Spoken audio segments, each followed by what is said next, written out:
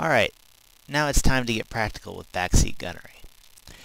If you watched the last video, rather survived all the way through it, we kind of went over, you remember, the reason that backseat gunnery is harder than doing it in the front seat. Now, all you need to really take out of that, if you missed it, or even if you watched it, what we need from that, all we need from that is, A, the only way to get good at backseat gunnery is practice, practice, practice, and B, you have to practice each type of machine gun individually in order to learn it, because the velocities of the weapon are different. So you'll have to do this separately for your Becker 20mm, your German machine guns, and your Entente Lewis guns. Now, how do you practice this other than jumping in a server? Well, I'm going to show you right now. Easiest way to do this, at least in the beginning. Go to Quick Missions, no enemies at all. Set up your own flight over here with 5 planes. Set them up in a formation of your choice, depending on what you intend to work. Right now we're just going to set up in a V formation. So 5 planes, V formation.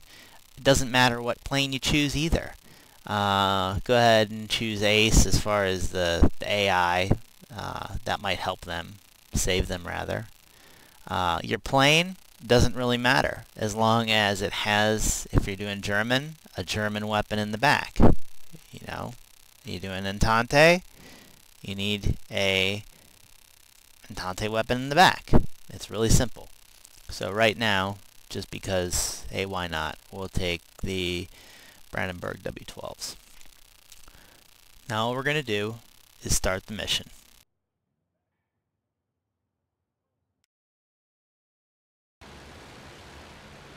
Okay, I successfully loaded into the mission now, and if I look behind me, oh my, I've got all these planes flying in a nice sort of formation behind me. If I want to get them into a particular formation, such as the one given in the quick mission setup, I'll just throttle back a little bit and let them catch up a little bit to me.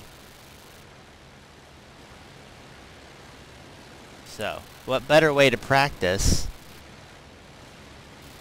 shooting than at targets that are not moving? Well, except they are moving. And by doing this, you're going to get quickly adapted to the principles, all the principles that we covered in the theoretical video that you need. Now see, they're catching up. I'm going to increase speed back up. You're going to be able to understand as you do this why you're hitting and why you're not. And the best thing about it is that as you do this, you can hit your camera controls to jump around the planes to see what you're doing to them. See, I get to watch. So let's start with the one on the left here.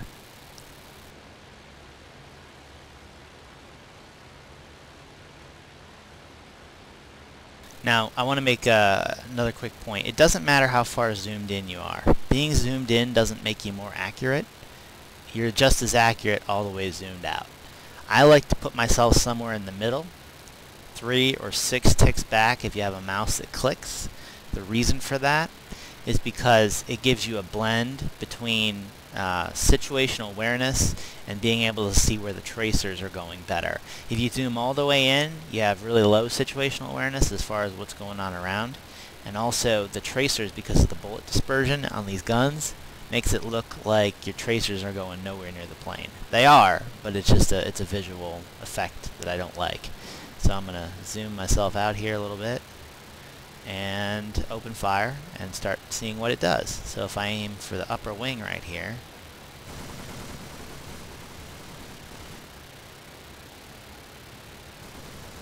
you see I'm aiming slightly up and ahead. Oh, now see, I can even see now what that's doing to the wing. I can see that my tracers are hitting and what my bullets are doing.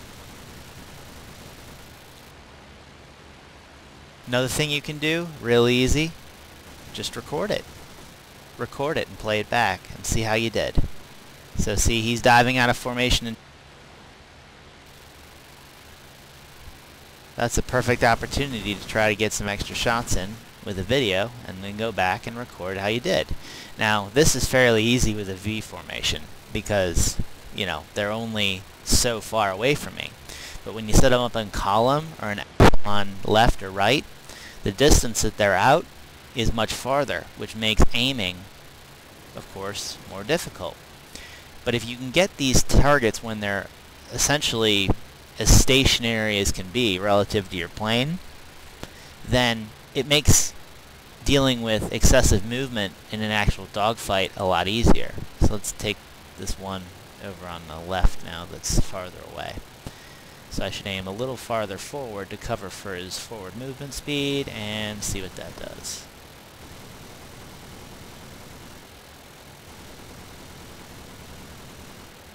I'm getting hits. Let's see how...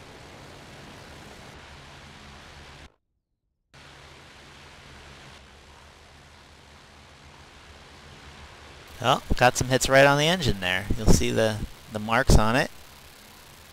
He's obviously puffing a little bit.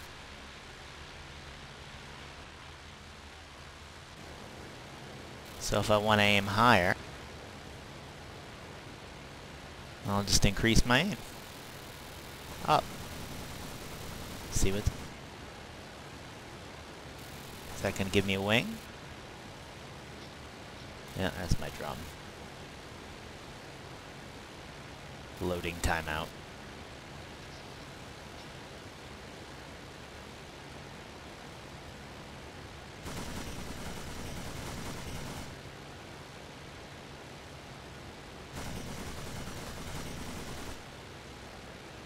So, as you can see, what I'm doing here is I'm just practicing.